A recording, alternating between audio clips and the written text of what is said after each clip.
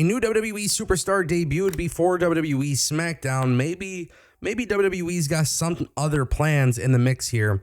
Maybe not the one that everybody is speculating. Also, in addition to that, WWE's partnership with Reality of Wrestling continues. We're going to talk about that. Plus, WWE gearing up for another return. It's all coming up right here on the Ango Show. All right, guys, if you want more videos like this, go ahead and click that subscribe button. Trust me, you never want to miss a video on this channel. A lot of big things happening.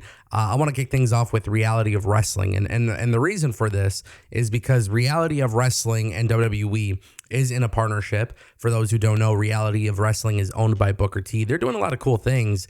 And, we see WWE have a little bit of a presence there, but it doesn't often get talked about. I'm going to talk about why the relationship is good. But WWE is sending some talent down for the upcoming Power Shift event, which is going down June 14th in Texas. Obviously, Booker T is going to have a multitude of WWE NXT stars there. But one of the featured matches on this card will be Thea Hale, who's going to go one-on-one with Monica Monroe. This is somebody who WWE and AEW have been rumored to have an eye on. We don't know how necessarily true that is. And then also Thea Hale, this is pretty huge, right? For her to go to Reality of Wrestling. WWE having their talent go from NXT to another promotion is a good sign. And then, of course, NXT Tag Team Champions Hank and Tank are also set for the show. They're going to be going up against Big Luther and Terrell Tempo, and they're going to be putting the NXT titles on the line, which is actually really cool. Now, obviously, the likelihood of WWE having their NXT championship belts being dropped to somebody from Reality of Wrestling probably isn't likely, right?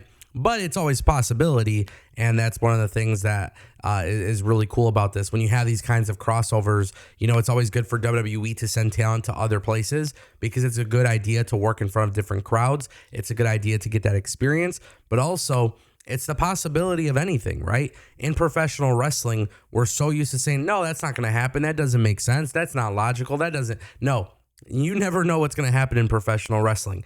I don't think, Hank and Tank are going to go there, do the job, and drop the belts, but you never know, which is why I think it is so cool when partnerships exist. It's the same reason why I'm such in favor of AEW and WWE working with a multitude of companies, because you literally just never know what's going to happen. And in this particular case, this is good experience for Hank and Tank, but it's also really cool to see, hey, is that possibility there? And you literally just never know. But the partnership with Reality of Wrestling and NXT seems to be really good. However, it doesn't really get brought up on NXT television, which is kind of shocking. That would be something I'd like to see. All right, guys, WWE is gearing up for another return, and this time it is Kiana James. What's really interesting is she's been out of television for a very long time. We saw her drafted last year into WWE Raw. She was on TV for a little bit doing some segments with Adam Pearce. Then injuries came, health issues came. She was removed from TV. Well, it just turns out, according to Fightful Select, Kiana James was, in fact, in Lexington, Kentucky, and was backstage for WWE SmackDown. Now, if you guys watch SmackDown, she did not actually appear on TV, but the good news is it seems as if she is cleared and WWE is prepared to bring her back. Now, in what capacity do they bring her back? We don't know, right? She's been out of action since June 2024. It is June 2025, so it's been over a year. The thing is, we have kind of been waiting to see what would happen with Kiana James. And the reason for that is because it's no secret that WWE right now is not extending contracts for talent. There are some talent being released from their contracts, whatever it may be.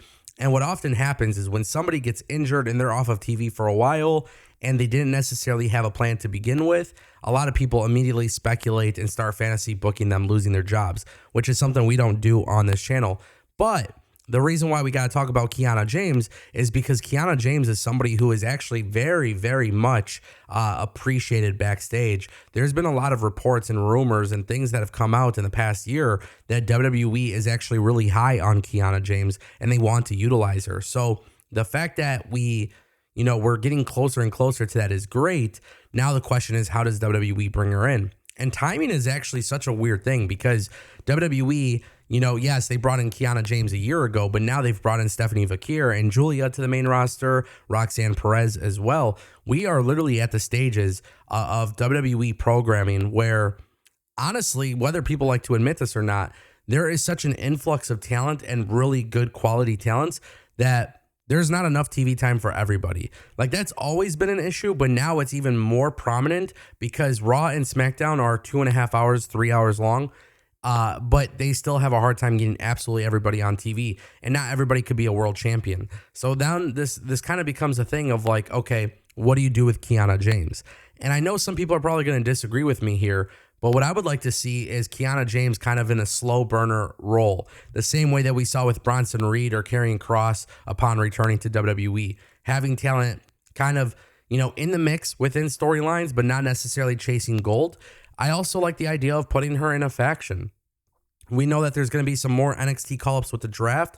Perhaps maybe Kiana James can have a faction of her own, and this way there's no pressure for her to be absolutely at the top. And then, of course, you have to wonder if maybe the women's tag team division could be a possibility as well. And that brings us to our next topic, ladies and gentlemen. We had to bring you the update on Hikuleo.